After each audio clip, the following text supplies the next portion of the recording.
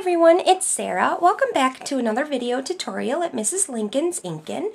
Today I wanted to show you how I make this little bunny punch-out box where you can, stick goodies in there for Easter. Who doesn't love some chocolate eggs and pixie sticks and all that fun stuff?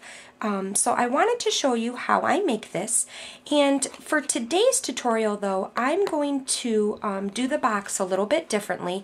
I'm actually going to make a bigger box so we can fit even more goodies in our little bunny. So let's go ahead and get started. First, what you're going to need to make the box of your card is you're going to need a piece of cardstock 8.5 by 11, so you don't have to do any cutting. We're going to use one full piece of cardstock. And we need to do some scoring, so I'm going to get my scoreboard. And although I've already done my scoring and cutting for the sake of the video, I wanted to go ahead and show you though where you score it and which way your paper needs to go. So the first way that we're going to do it is we're going to put our paper on our scoreboard the landscape way. So with the 11-inch side going across the top. And we're going to score at 4 and at 7. Then we're going to do a quarter of a turn, so it's now portrait way in our scoreboard. And we're going to score at 2 3/4 and 5 3/4. So once that's done, we're going to put our scoreboard aside, and then we're going to take our paper snips and we're going to, on the landscape side, so the 11-inch side, we're going to snip those score lines that we scored at 4 and 7 up to the meeting score line right there. So it's just going to make these little flaps in the middle. Now when making boxes, you want to make sure that you reinforce your score lines real well. So I'm just going to take my bone folder and I'm just going to make sure that those creases are good and reinforced because that's going to make our box a lot easier to fold. So once that's done, what we want to do is we want to put our box facing downward. So all of our score lines are facing up. And we want to put sticky all the way or all over these middle tabs here. And I strongly suggest using the red sticky because it's going to work a lot better.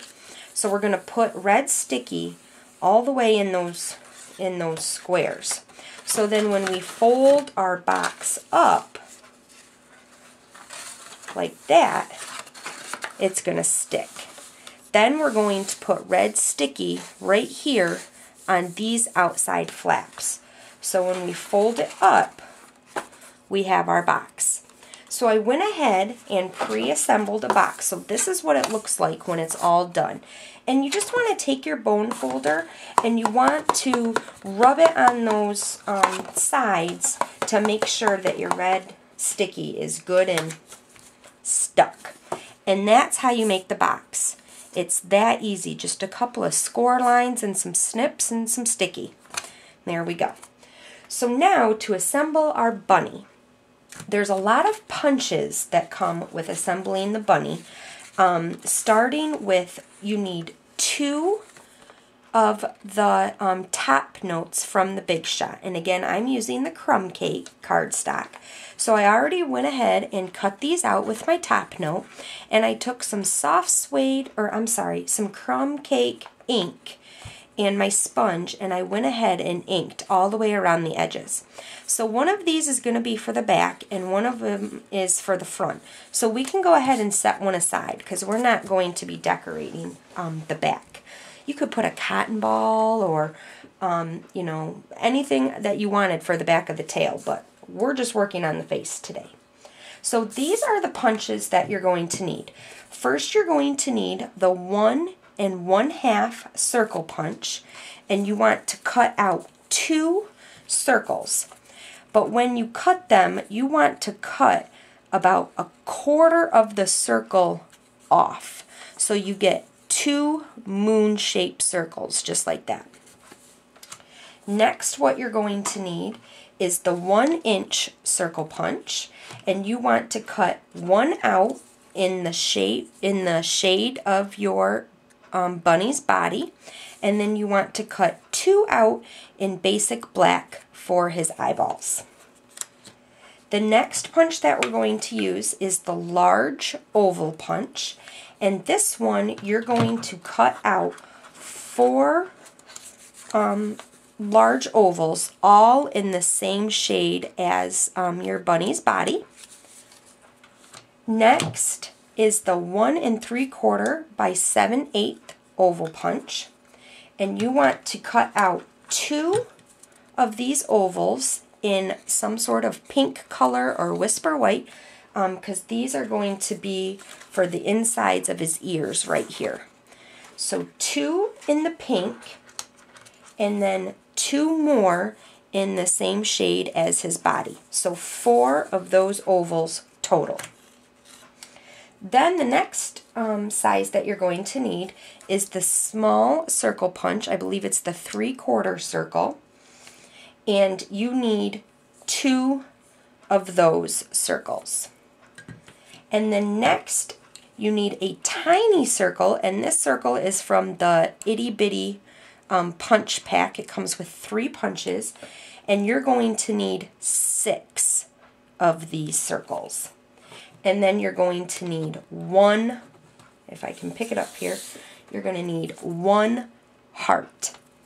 Now, I thought that it would be easiest to do all of that and explain it like that. And again, I'm going to have all of the punches that you're going to need, as well as how many, on my blog. So if you didn't catch all of those numbers and what punches to get, never fear, because they will be on my blog. So let's go ahead and start assembling our bunny. First, what I'm going to do is I'm going to take 2 of my large ovals, and what these are going to be his feet. So I'm going to take 2 of my small circle right here, and I'm going to stick these on the bottoms of his feet, right there. And I already went ahead, like I said, and sponged my crumb cake ink all around all of my punches, just to give it a little bit of dimension. Next, I'm going to take my 6 circles that I punched out from my Itty Bitty circle punch, and I'm going to stick 3 on each foot, and these are going to represent his little toes. So I'm just going to stick these where I think, and I would probably, for these, I would probably use the Tumbo glue. It would be a little bit easier to use than snail, but I'm just using snail right now. So then I'm just going to put him on like that. So now he's got the ball of his feet and then 3 little toes.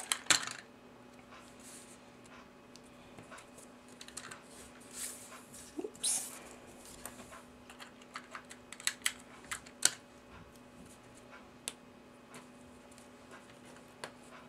These little ones are tough to pick up.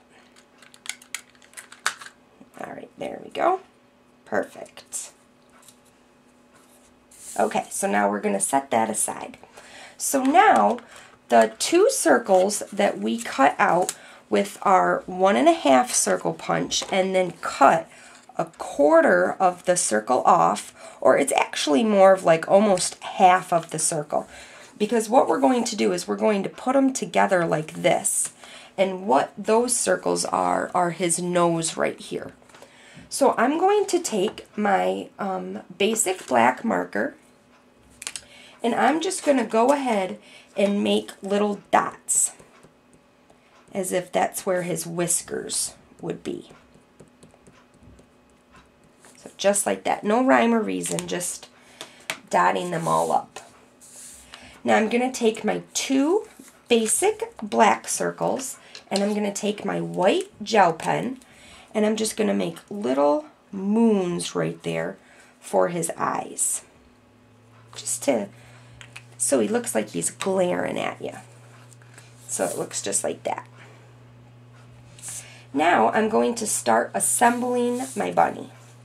So what I'm going to do is I'm going to start with my eyeballs. And I'm going to put these where I think I might want them on my bunny. Not in the center, but I don't want them all the way up either. So I'm going to put them just like that. There we go. So now, the other 1-inch circle that we used in the crumb cake, what we're going to do is we're going to take our paper snips and we're just going to cut this in half. Just like that. And these are going to represent his eyelids.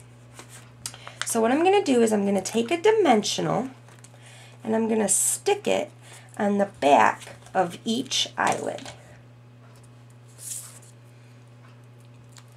Peel the backs off, and then I'm going to stick these right on top of my basic black that I used for my eyeballs. Just like that.